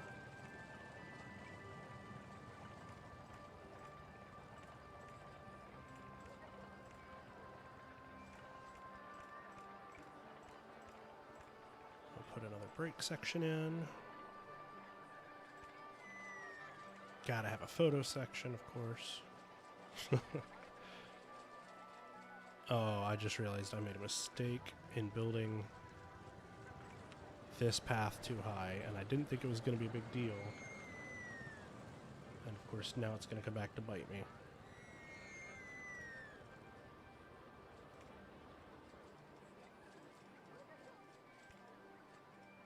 Oops, there.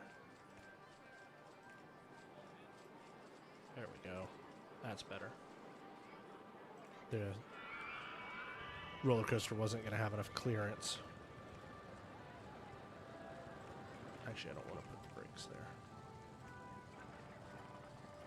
because I want this to come over the path.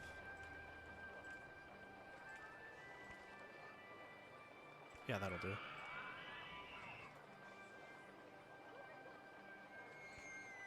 Brakes and photo section. It's not exactly how I had it, but it'll be fine. Actually, we could put another water splash right here.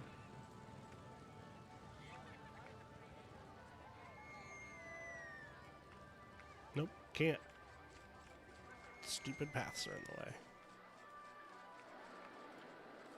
Who built these paths here? Jeez. There we go. That's better. There we go. I have no idea if this will if it'll make it through that water splash entrance not built. Yes, of course. Actually, let's see through supports. That's actually not particularly helpful.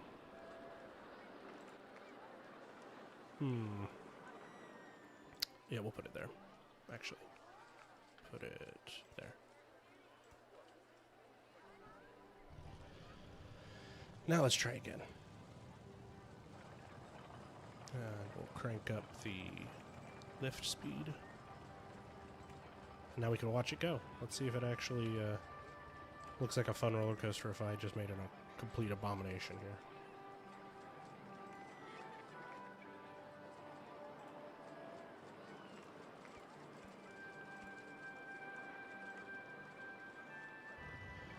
Works on path.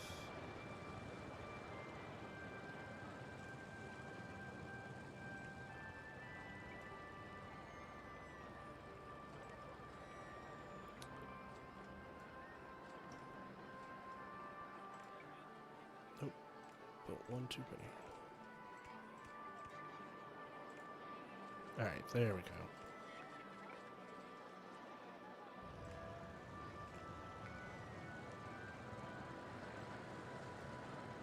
Okay, no, that last water splash wasn't too slow. I was worried that it was going to slow it down too much here and it wouldn't pass through this area, but it did fine.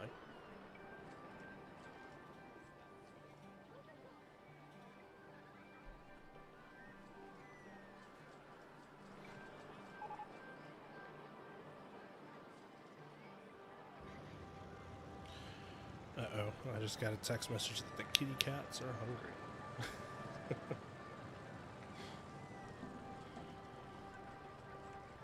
It's about their supper time, or their bedtime, feeding time.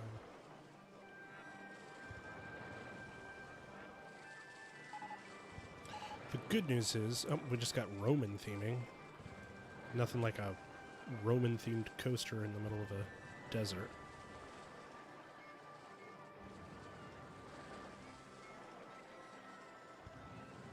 We should probably increase the price on this. Let's see how we did stats-wise. Not bad, actually. For as simplistic as it was. I was actually kind of worried it was going to turn out not that good, but it turned out fine, actually.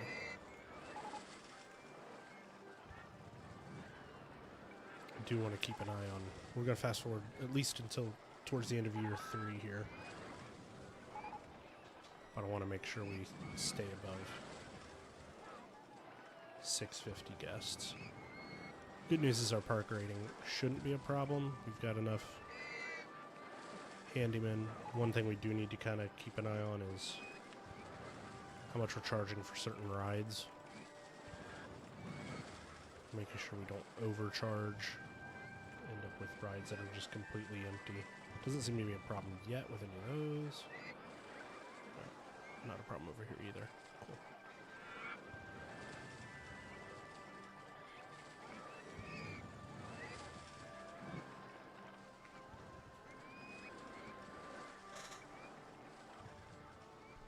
Alright, let's see. 7,000 in cash. Mine theming. Hey, there's that mine theming we were looking for. Now we can add some fun elements.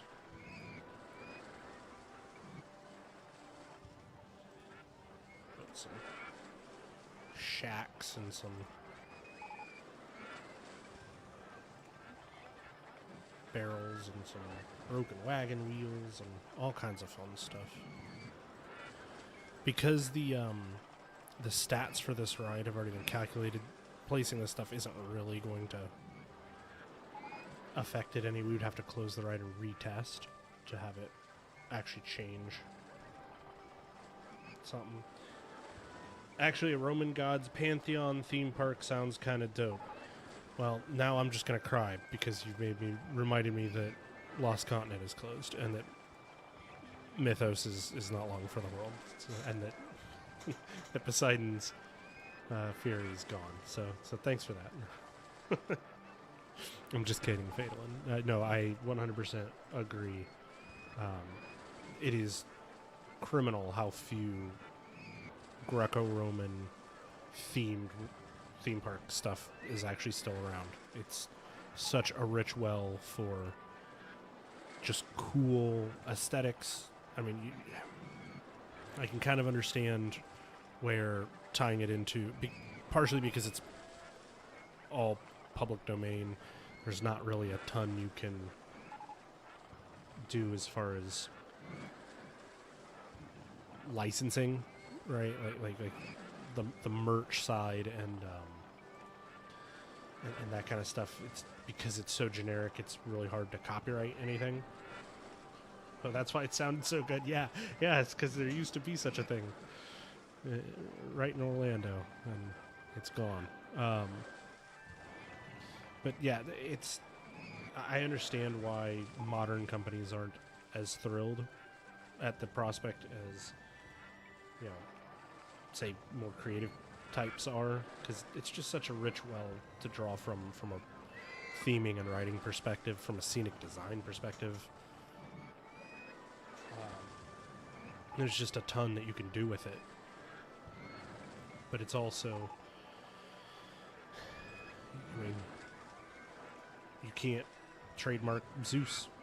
Like you can't trademark Apollo. You can't trademark Poseidon. It belongs to the world, and unfortunately, the way that modern theme park companies operate, if they can't own the exclusive license to those names, then it doesn't really benefit them. Same thing with Egyptian theming. I think Egyptian theming, Montu at Busch Gardens Tampa, I'm sure there's other Egyptian themed stuff that's just not coming to the top of my head. I'm a bit of a nut for particularly second intermediate period Egyptian stuff. I really like that kind of stuff, and that history really fascinates me, and it's just not something you see in theme parks, unfortunately, even though it's, again, a fairly rich thematic element. Just randomly building Egyptian stuff now. It's a fairly rich well to draw from, but it doesn't, again, it's because it's public domain, because it's, if there was a movie or something, if Universal came out with they have The Mummy, but there's only so much they can do with that as far as, and it being a horror property also kind of limits them with what they can do with it. But it is kind of a shame that we don't get more variety and theming of that kind of stuff. I'm usually not one to complain about there being too much IP stuff in theme parks these days. I know that's a fairly common complaint amongst fans, that everything has to be formed around an IP, and I'm generally pretty understanding about that, because from a business perspective, I totally get why they want to do that, but I'm not.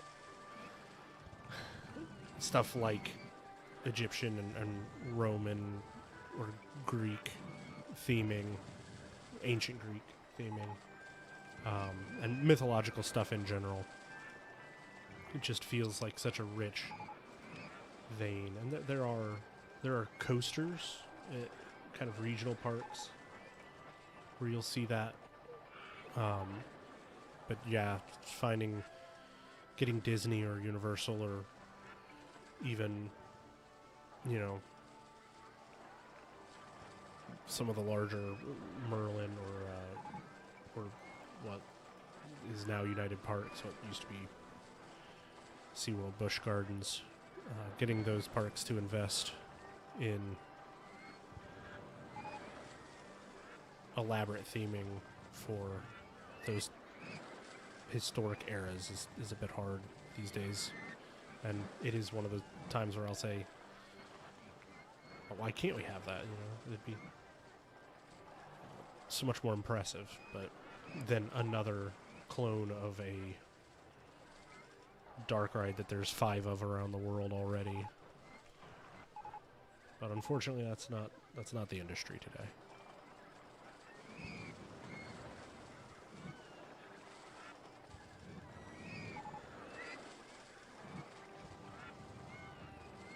And I will say, I understand to at least a certain degree not wanting to do like Greek and Roman, too tied to mythology, Greek and Roman stuff. Just because, if you're building a family theme park, a lot of those myths are not exactly family friendly. So I totally understand why you might want to. And with Egyptian stuff, it's not as, there's still elements that aren't particularly family friendly, but it's just not as familiar, I think, is the real problem with Egyptian mythology. And it's heavily varied. Egyptian religious mythology evolved very highly over the millennia, so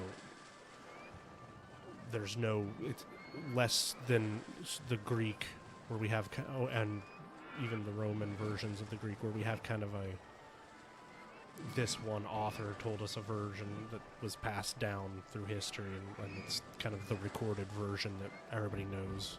There might have been variations, but there's kind of a solid version of those stories. With Egyptian stuff, there's so much variability across them that from a writer's perspective, it's actually a kind of open space to play in. The Zeus Goose ride sounds lovely for the kiddos. Yeah, no, I don't think the Lita and the Swan ride is gonna happen anytime soon, and probably for the better. Probably for the better on that one. But the Egyptian stuff, you could play in that space from a writer's perspective pretty easily. There's a lot of openness there, especially because it's not as familiar. But the problem is you have to convince a theme park executive to invest a ton of money in something. Hollywood's Freefall broke down. In the rain, nonetheless. But yeah, getting somebody to invest heavily in that type of mythology is probably not gonna happen anytime soon. You might get haunted houses, temporary stuff, overlays, and that kind of stuff, which is great. It's great to see people be able to flex their creative muscles in those themes, especially in stuff like haunted houses. But you're not gonna, unfortunately, get a ton of rides. I will always. Hey, there we go. We beat Dynamite Dunes. I will always defend the idea of a hotel, a resort hotel with a highly themed swimming area. I say swimming area because we're starting to see with like the Lakeshore Lodge out at next to Fort Wilderness. It's not at Fort Wilderness. It's a separate resort, but we're starting to see lazy rivers and splash pads and stuff like that become part of resort infrastructure at the hotels. And I could very much see a classical Roman or classical Greek mythological resort, something like Lost Continent was, something like the Mythos restaurant is at Islands of Adventure, that on the scale of a hotel. I would actually, if you want to see images, look up the current version of Caesar's Palace out in Vegas. There's definitely some stuff that they have there that kind of points towards what I would be imagining. And I guess part of the reason why you're not going to get a ton of investment in that is because that exists already out in Vegas, and they probably don't want to step on toes of being too similar of a theme to that. But anyway, so this has been a good stream, been fun. Probably we'll do this again maybe next week, maybe after 2 weeks. I don't know, like I haven't, this was mostly just an experiment to see if anybody would even hang out. So thank you guys for hanging out and watch me play this goofy game that I've been playing since I was a kid. It's been fun. I wouldn't call these my best theme park creations, but they've been kind of fun. But yeah, I'll put a post up here and on Twitter, X. Next time I'm gonna do a stream, and love y'all to come and hang out again. But I think this is gonna be it for me. Now I get to try to figure out how to actually end the stream, which is fun. I got this far, didn't know how to turn it off. But genuinely, thank you for hanging out, and it's been real fun, and I'll see you guys next time.